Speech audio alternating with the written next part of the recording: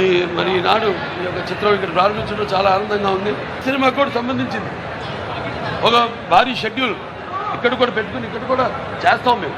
ప్రతి సినిమా కూడా నా సినిమాలన్నీ కూడా నేను చేసిన సినిమాలు ఎవరు చేయలే ఇక్కడ ఆంధ్ర రాష్ట్రంలో. నమస్కారం అండి, దిస్ ఇస్ #you.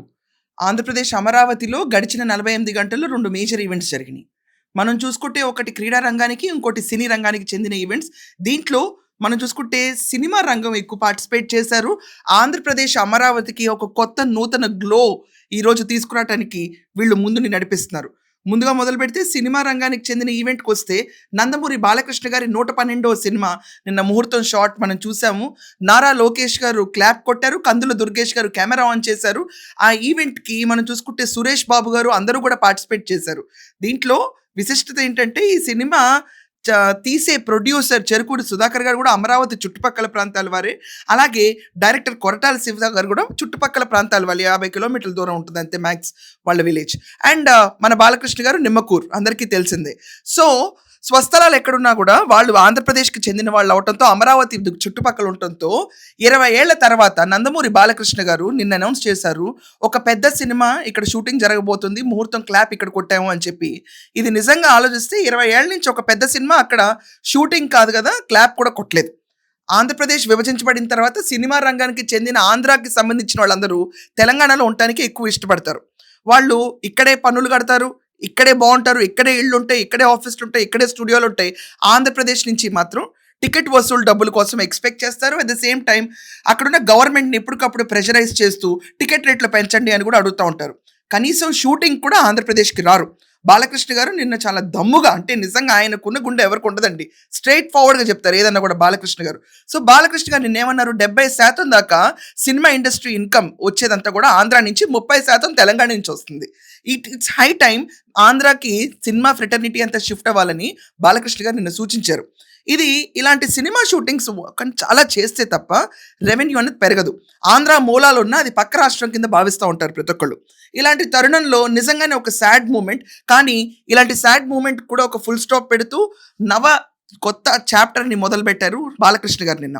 ఆయన 112వ సినిమా నిన్న అక్కడే ముహూర్తం చోటు చేసుకుంది. అంటే అమరావతి పక్కనున్న వెంకటేశ్వర స్వామి గుడి ఆలయం దగ్గర ఆయన ముహూర్తం షాట్ నిన్న తీశారు. చాలామంది రాజకీయ సినీ ప్రముఖులందరూ పార్టిసిపేట్ చేశారు.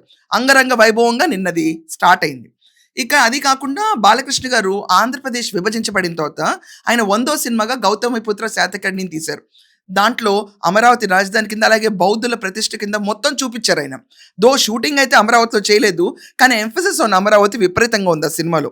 అమరావతి గురించి పోరాటం, అమరావతి గురించి, ఆంధ్రప్రదేశ్ ఉనికి గురించి ఈరోజు మొట్టమొదటి అడుగు సినిమా రంగం నుంచి పడిందని మనం ఖచ్చితంగా అనుకోవాలి.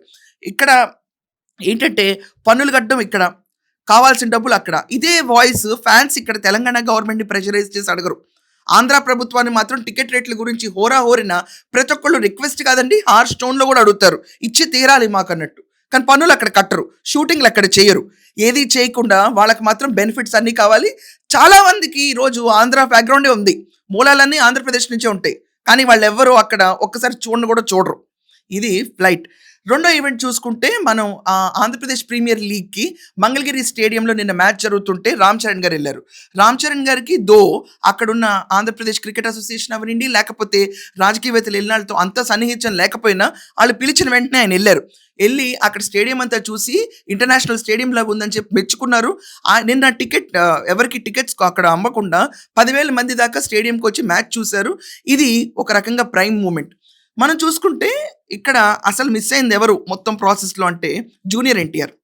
మొత్తంగా తెలుగుదేశం పార్టీ ఆంధ్రప్రదేశ్ నుంచి తనకున్న బంధుత్వాన్ని తెంపుకున్న ఫీలింగ్ అయితే నాకు కనిపిస్తుంది. ఎందుకంటే జూనియర్ ఎన్టీఆర్ విషయంలో మనం చూసుకుంటే రామారావు గారి పేరు తీసేసి వైఎస్ రాజశేఖర్ రెడ్డి పేరు పెట్టిన మెడికల్ యూనివర్సిటీకి పట్టించుకోలే. ఆయన మహనీయులు అన్నట్టు పూజించాడు ఆయన. అదేంటో విచిత్రంగా నాకు అర్థం కాలేదు ఇప్పటిదాకా.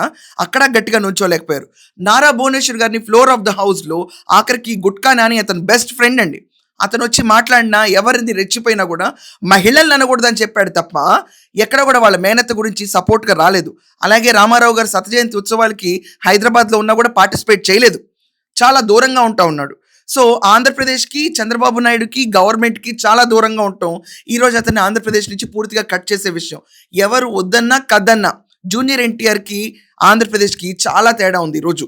ఆయన ఎక్కడ ఎంకరేజ్మెంట్ మాడ్యూల్లో కూడా అంత celebrity, is a big star.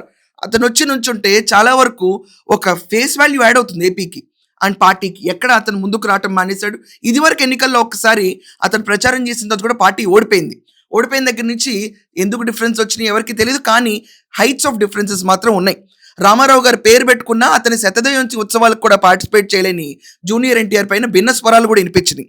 ఈ రోజు జూనియర్ ఎన్టీఆర్ కనుకుంటుంటే ఈ రోజు రామ్ చరణ్కి వచ్చినట్టే ఇన్విటేషన్ వచ్చి ఉండేది. రామ్ చరణ్ గారు ఆఖరికి సీనియర్ ఎన్టీఆర్ శతజయంతి ఉత్సవాలకు వెళ్ళినప్పుడు అక్కడ రామారావు గారి విశిష్టత గురించి మాట్లాడారు. అలాగే చంద్రబాబు నాయుడు గారి పరిపాలన గురించి కూడా పొగుడుతూ ఉన్నారు.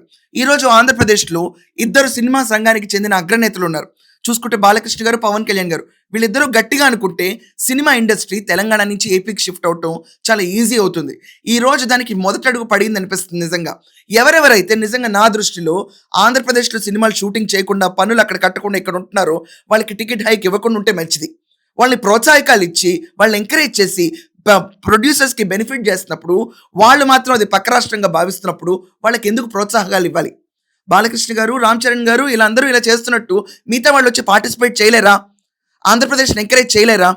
చేస్తే మీరు పుట్టి పెరిగిన రాష్ట్రమే ముందుకెళ్తుంది కదా. చెన్నై నుంచి హైదరాబాద్ వచ్చారు. హైదరాబాద్ నుంచి ఆంధ్రప్రదేశ్ విభజించబడినప్పుడు అక్కడ కూడా వెళ్ళి కొన్ని షూటింగ్లు చేయమని అడుగుతారు. పెద్ద పెద్ద స్టూడియోలు కట్టేయమని ఎవరు అడగట్లా మిమ్మల్ని. స్టూడియోల కోసం, ల్యాండ్ కోసం అయితే వస్తారు. టికెట్ ప్రైసులు పెంచమంటే వస్తారు. ఇవన్నిటి కోసం ముందుంటారు.